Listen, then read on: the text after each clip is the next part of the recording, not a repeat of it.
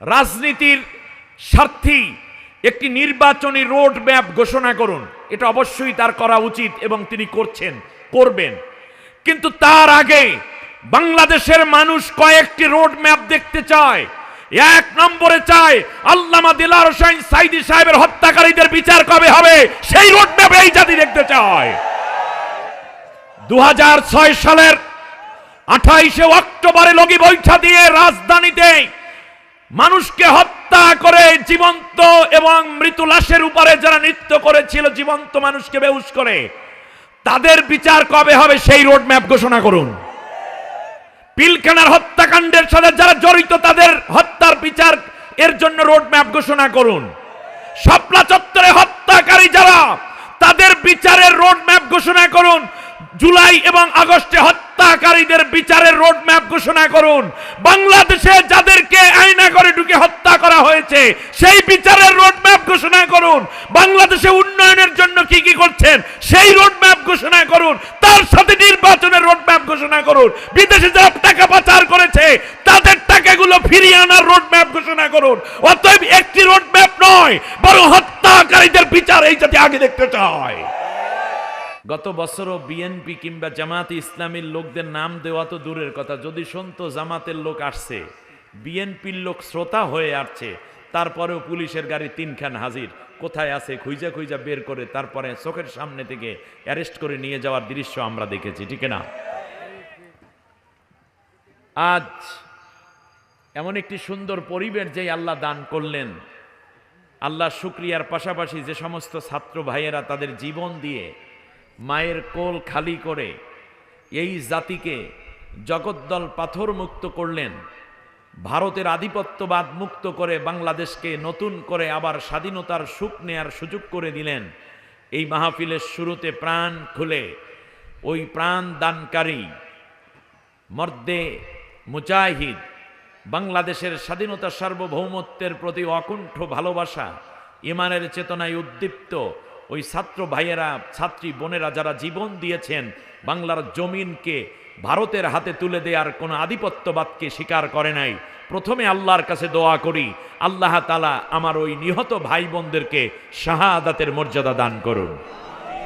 যারা চোখ হারিয়েছেন, চিরতরে পঙ্গু হয়ে গেছে, অন্ধ হয়ে গেছে, কারো এখনো ঘাড়ের মধ্যে গুলি, শিরোদাঁড়ায় গুলি, রানের মধ্যে গুলি, কারো মাথার ভেতরে গুলি রয়ে গেছে, কানের ভেতরে বুলেট, আল্লাহ তাআলা যেন দ্রুত সুস্থতা দিয়ে তাদেরকে বাকি জিন্দিগি দেশ এবং ইসলামের প্রতি আরও বেশি কাজ করে যাওয়ার ইমানি দীপ্ততা বাড়িয়ে দেন, সে দোয়া করে আমি আপনাদের উদ্দেশ্যে একেবারেই শর্ট সময়ে, আমার সম্মানিত প্রধান অতিথি আজকে বলেছেন যে রাত বেশি হয়ে গেছে, আমরা এই রাতটুকু যতটুকুই হয়েছে পুরোটাকে কাজে লাগিয়ে দিতে চাই আল্লাহর কোরআনের জন্য। সবাই বলি আমিন।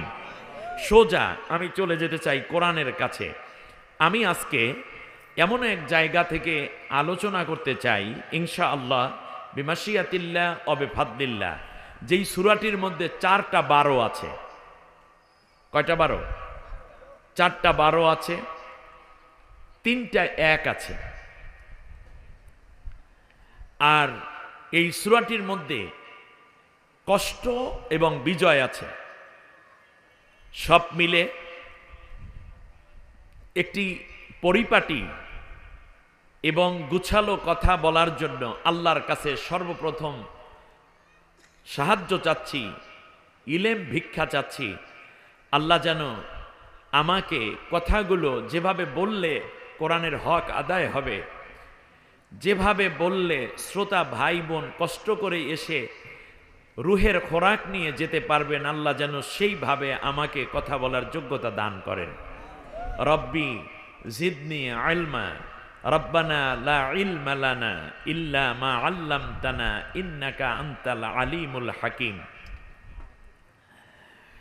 সম্মানিত ভাইয়েরা, আসুন আমরা সোজা চলে যাচ্ছি আল্লাহ সুবহানাহু ওয়া তাআলার কোরআনের কাছে। আমার সাথে সবাই পড়েন, আউযু বিল্লাহি মিনাশ শাইতানির রাজিম, বিসমিল্লাহির রহমানির রহিম।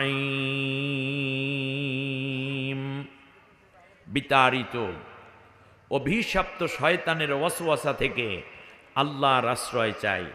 কার আশ্রয়? জোরে বলেন কার? আরেকটু জোরে বলেন, কার আশ্রয় চাই আমরা? আমাদের আশ্রয়দাতা কে? আমাদেরকে বিগত 15-16টা বছর পর্যন্ত যারা কেবল স্বৈর শাসকের দলে ছিল না, তাদেরকে হাজার গালিগালাজ করেছে। সেটা বিএনপিকেও বলেছে, জামাতকেও বলেছে। কিন্তু আমার কাছে একটা আশ্চর্য লাগে, বলতাম খুব ফ্রাঙ্কলি একটা কথা বলতাম, মাঝে মাঝে আমাকে এনকারেজ করতে হবে।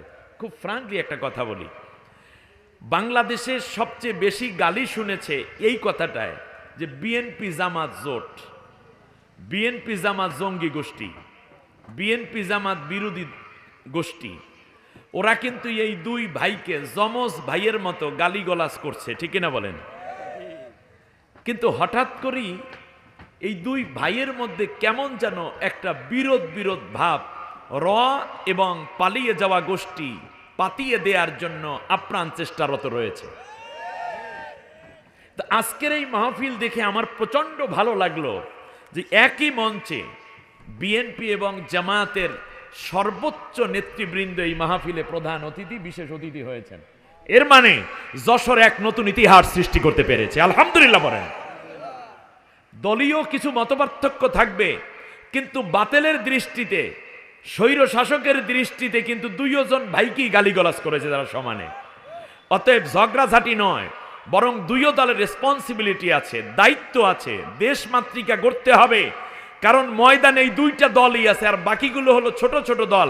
সুতরাং আপনারা যদি নিজেরা নিজেরা এইভাবে কামড়াকামড়ি করেন, তাহলে আল্লাহ না করুন, আল্লাহ না করুন, ভারত এবং স্বৈর পতিত শাসক আবার না জানি মাথা উঁচু করে দাঁড়িয়ে বাংলায় আবার রক্তের হোলি খেলা শুরু করে দেয়, ঠিক কিনা বলেন? সেজন্য আপনারাই দায়ী থাকবেন। অতএব ঝগড়া নয়, আগামীর দিনগুলো হবে ঐক্যবদ্ধ বাংলাদেশ, যেই বাংলাদেশে মারামারি, কাটাকাটি, দুর্নীতি, অন্যায় কিংবা হিংসা বিদ্বেষ থাকবে না, বৈষম্য থাকবে না, সাম্যের বাংলাদেশ হবে। আল্লাহ কবুল করুন, বলেন আমিন। সবচেয়ে অনেকগুলো গালি দিত, তার মধ্যে একটা গালি ছিল রাজাকার। আপনারা তো জানেনই নাকি? হ্যাঁ, বর্তমান জেনারেশন এই রাজাকারকে তাদের পোশাক বানিয়ে ফেলেছে। তারা বলেছে চেয়েছিলাম অধিকার, হয়ে গেলাম রাজাকার।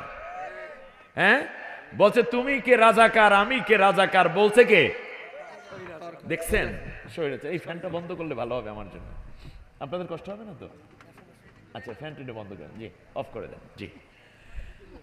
দ্বিতীয়ত গালি দিত স্বাধীনতা বিরোধী। ওনারা হইল দেশপ্রেমিক, দেশের টাকা বিদেশে পাচার করে, দেশের মানুষকে হত্যা করে, দেশের মানুষকে রিমান্ড দেয়, আয়না ঘরে ঢুকায়, ফাঁসি দেয়। ওনারা হইল দেশপ্রেমিক। দেশটা তো পুরোটাই তুলে দেওয়ার একটা ষড়যন্ত্র ছিল, ঠিক না বলেন? এবার খেয়াল করুন, তৃতীয় অনেকগুলো বলার পরে শেষবারে আরেকটা গালি দিত, সেইটার নাম হচ্ছে এরা হলো পাকিস্তানের দালাল। মনে পড়ে? এই 15-16টা বছরে তারা জামাত ইসলামী এবং বিএনপির উপরে মিথ্যা মামলা দেশে লাখোর উপরে, ঠিক না বলেন? ঘরে থাকতে দেয় নেই, ক্রসফায়ার দিয়েছে, গুম করেছে, হত্যা করেছে, জখম করেছে, বাড়িঘর দখল করেছে, ঘের দোকানপাট বন্ধ করে দিয়েছে, দখল নিয়েছে, এমনকি আয়না ঘরে ঢুকিয়েছে, গুম করেছে, সর্বোপরি ফাঁসি পর্যন্ত দিয়েছে। বিএনপি, জামাত, হেফাজত, চরমনাই, বাংলাদেশের বিরোধী দল এবং মতের যারা আছে, কেউ কি পাকিস্তান পালিয়ে গেছে? কথা বলতে হবে আমার সাথে। কেউ পাকিস্তান পালিয়ে গেছে? তাহলে বোঝা যায় বাংলাদেশে পাকিস্তানের কোনো দালাল নাই। যদি পাকিস্তানের দালাল হইতো, এত অত্যাচার সহ্য করতে না পেরে কমপক্ষে পাকিস্তান যাইয়ে 2-4 জন আশ্রয় নিত। বিএনপি নেত্রী কি পাকিস্তান গেছে? জামাত ইসলামের কোন লোক পাকিস্তান গেছে? হেফাজত চরমনার কোন লোক পাকিস্তান গিয়ে পালিয়েছে? তাহলে বোঝা যায় বাংলাদেশে পাকিস্তানের কোনো দালাল নাই। এই কথার সাথে আপনারা একমত কিনা? আমি দুইটা হাত উঁচু করেন, আজ স্বীকৃতি নিতে হবে। বলেন বাংলাদেশে পাকিস্তানের কোনো দালাল নাই। বলেন কোনো দালাল নাই, হাত নিচু করেন। কিন্তু বাংলাদেশে ভারতের দালাল আছে। বুঝলেন কেমনে? ভারতে পালিয়েছে। অতএব যে যেই দেশের দালাল সে সেই দেশে গিয়া পালায়। কিন্তু আমার কাছে আশ্চর্য লেগেছে, ভিন্ন, আমরা এটা জানতাম, নতুন প্রজন্ম পরে বুঝছে এরা যে ভারতের দালাল। এই প্রজন্ম যেহেতু বুঝেছে, আগামী 100 বছর পর্যন্ত দালালদের বাংলাদেশে আর জায়গা হবে না। কিন্তু আমার কাছে আশ্চর্য লাগে, এরা পালালো মাত্র 5 আগস্টে, কিন্তু 18 বছর আগে আল্লামা দিলওয়ার হোসাইন সাইদি সাহেব, শহীদ মরহুম মকফুর, বাংলাদেশের কোরআনের পাখি, আন্তর্জাতিক খ্যাতিসম্পন্ন ইসলামী চিন্তাবিদ, তিনি বলেছেন বেশি লাফালাফি করবে না, গাছের গোড়া ধরে মুসলমানে নারা দিবে, দিল্লি গিয়ে মামাবাড়ি পড়বা। ওই জায়গায় যে পড়বে এই কথা উনি বুঝলেন কেমনে? অতএব কত জীবন্ত এক আল্লাহর ওলি এই জাতি হারিয়েছে, তাদেরকে বরদাস্ত করতে পারে নাই ভারতের দালালরা। এই কারণে তাকে জেলের মধ্যে 13 বছর আটকে রেখেছে। এরপর জেল থেকে বের করে হাসপাতালে চিকিৎসার নাম করে বিষাক্ত ঔষধ প্রয়োগ করে তাকে হত্যা করা হয়েছে। বর্তমান ইন্টেরিয়াল গভর্নমেন্ট, আমরা বিরোধী দল যারা আছেন, আপনারা সবাই চাচ্ছেন রাজনীতির স্বার্থী একটি নির্বাচনী রোড ম্যাপ ঘোষণা করুন। এটা অবশ্যই তার করা উচিত এবং তিনি করছেন, করবেন। কিন্তু তার আগে বাংলাদেশের মানুষ কয়েকটি রোড ম্যাপ দেখতে চায়। 1 নম্বরে চায় আল্লামা দিলওয়ার হোসাইন সাইদি সাহেবের হত্যাকারীদের বিচার কবে হবে, সেই রোড ম্যাপ এই জাতি দেখতে চায়।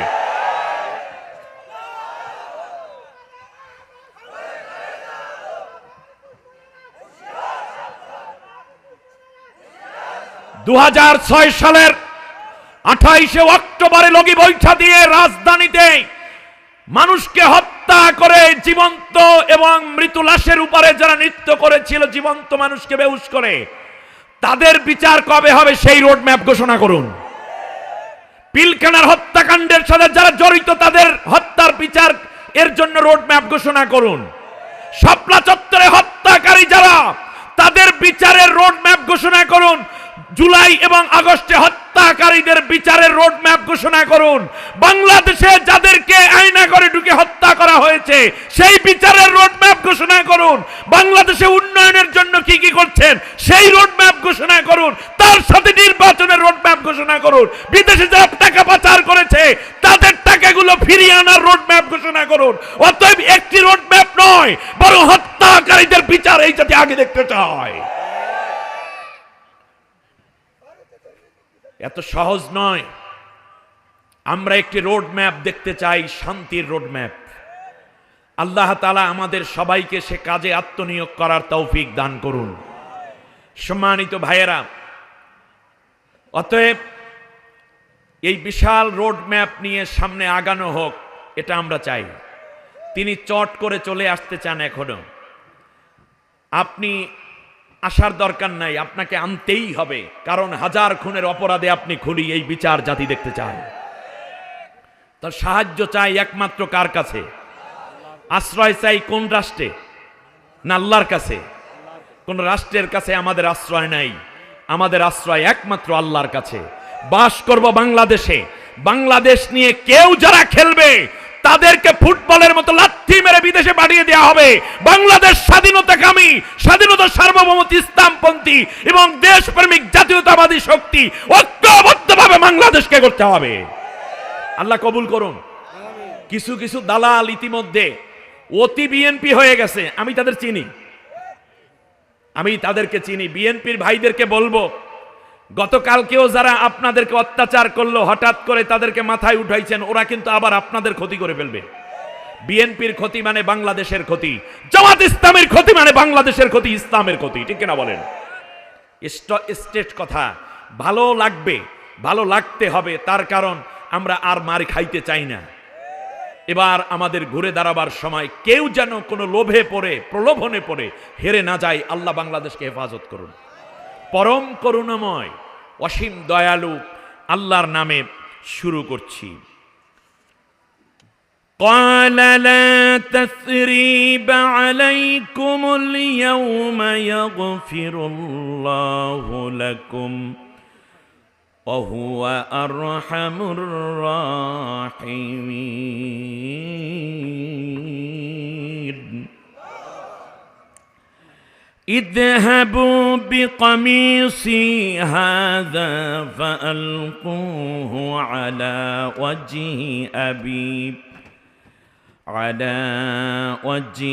أبي يأت بصيرا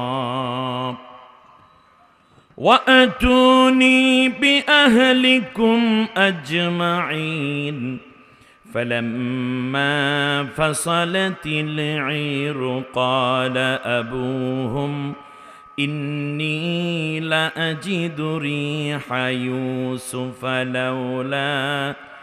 لولا أن تفندون قالوا تالله إنك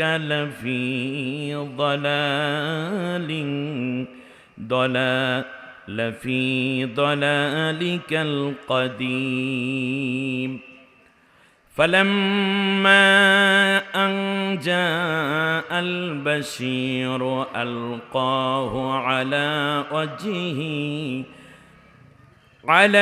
وجهه فارتد بصيرا قال ألم أقل لكم إني أعلم من الله ما لا تعلمون آمنت بالله ইউসুফ আলাইহিস সালাম সেই ঐতিহাসিক ঘটনা তোমরা একবার স্মরণ করো। যখন ভাইয়েরা ধরা পড়ে গেল ইউসুফের কাছে মিশরের কায়রোতে, তখন ভাইয়েদের মুখমণ্ডল কালো হয়ে গেল। তারা এক অস্বস্তিকর পরিবেশের মধ্যে বিব্রত এবং সংকুচিত অনুশোচনায় ডুবে পড়ল। এমন সময় ইউসুফ ডেকে বলল, আমার ভাইয়েরা, তোমাদের উপর আমার কোনো অভিযোগ নাই। সুবহানাল্লাহ পড়েন। আজকের দিনে কোনো অভিযোগ নাই। আল্লাহ তোমাদেরকে মাফ করুন, তিনি পরম করুণাময় অতীব দয়ালু। তবে একটি কথা মনে রেখো, আগামীবারে যখন আসবে তখন আব্বাকে সাথে করে নিয়ে আসবে। তখন তাদের এক ভাই চোখের পানি ছেড়ে ইউসুফকে বলল, ইউসুফ, আব্বার আসার কোনো সামর্থ্য নাই, তার কারণ তোমার শোকে আব্বা কাঁদতে কাঁদতে অন্ধ হয়ে গেছে। এই দীর্ঘটা বছর পর্যন্ত তোমাকে না পেয়ে না দেখে তোমার শোকে কাঁদতে কাঁদতে আব্বা কি হয়ে গেছেন? অন্ধ হয়ে গেছেন। ইউসুফ আলাইহিস সালাম আরো শুনতে পেলেন তারা বলছে যে পেরেশানিতে টেনশনে আব্বা সোজা হয়ে দাঁড়াবে এই রকম শক্তিটুকু তিনি হারিয়ে ফেলেছেন, সুতরাং তাকে আনা সম্ভব না এই দীর্ঘ পথ। ইউসুফ আলাইহিস সালাম তখন মিশরের রাজধানী কায়রোতে বসে সকালবেলা তার গায়ের জামাটা খুলতেছিলেন এবং বলতেছিলেন যে এই জামাটা নিয়ে তুমি চলে যাও কেনানে, জর্দানে, যেই বর্তমান নাম জর্দান, তখন ছিল কি কেনান, যেখানে ইয়াকুব আলাইহিস সালাম আছেন, ইউসুফ আলাইহিস সালামের পিতা ইয়াকুব আলাইহিস সালাম। সেখানে চলে যাও। মাঝখানে পথ হচ্ছে 1217 কিলোমিটার রাস্তা। কত? 1217 কিলোমিটার রাস্তা দূরে। ইযহাবু বিকমিসি হাযা, এই জামাটা নিয়ে তোমরা যাও, আমার গায়ের এই জামাটা যখন তিনি খুললেন এবং বললেন, এই জামা নিয়ে আব্বার চেহারার উপরে রাখবা, ইয়াতি বাসিরা, আমার গায়ের ঘেরান এবং ঘাম মিশ্রিত জামা যখন বাবার নাকে ঘেরান লাগবে, তখন তিনি এই ঘেরান পেয়ে আল্লাহর কুদরতে চোখের আলো ফিরিয়ে পাবেন।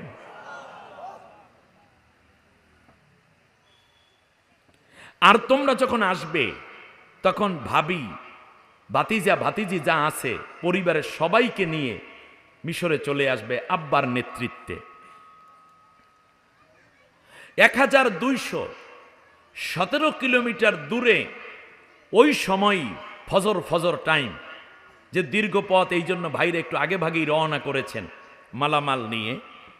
ওই সময় ইয়াকুব আলাইহিস সালাম মুসাল্লার মধ্যে সালাত আদায় করে আল্লাহর তাসবিহ পড়তেছিলেন। তখন তিনি হঠাৎ করে বলে উঠলেন, ফালাম্মা ফাসালাতিল আইর, যখন তার বাবা মুসাল্লার মধ্যে বসে আছেন, হঠাৎ করে তিনি বলে উঠলেন, ইন্নী লা আজিদু রিহা ইউসুফ, আমার নাকের মধ্যে আমি আমার ইউসুফের ঘেরান পাইতেছি। সুবহানাল্লাহ। মাঝখানে কত কিলো রাস্তা? 1217 কিলোমিটার রাস্তা।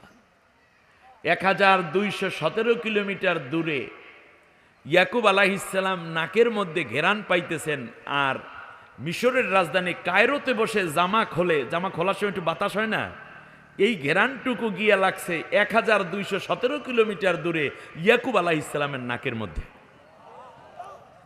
এর নাম বাবা। একটু পরে আরো ডিটেইল কথা আসবে, অসুবিধা হবে না তো আপনাদের?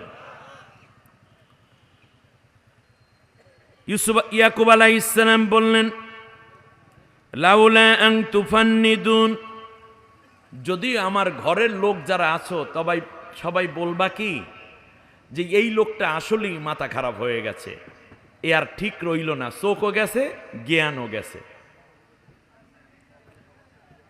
তখন ঘরের মানুষেরা, ঘরে মানুষ আছে কারা? পুত্রবধূরা, নাতিনরা, ঠিক না? ছেলেরা তো সবাই মিশরে চলে গেছে। ক্বালু তাল্লাহি ইন্নাকা লাফি দালালিকাল কাদিম, যে আব্বা ও দাদা, আপনাকে তো সেই পুরাতন পাগলামিতে পাইছি, পুরান পাগলামিতে পেয়ে গেছে আপনাকে। কোথায় সেই ইউসুফ? 27 বছর হয়ে গেছে, বেঁচে থাকলে তো ইউসুফ চলেই আসতো, তাকে তো খেয়ে ফেলেছে।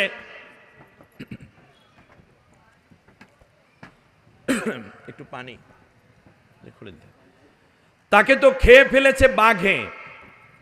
আপনি ইউসুফের শোকে কেঁদে কেঁদে হয়রানও হয়ে গেছে, আর এখন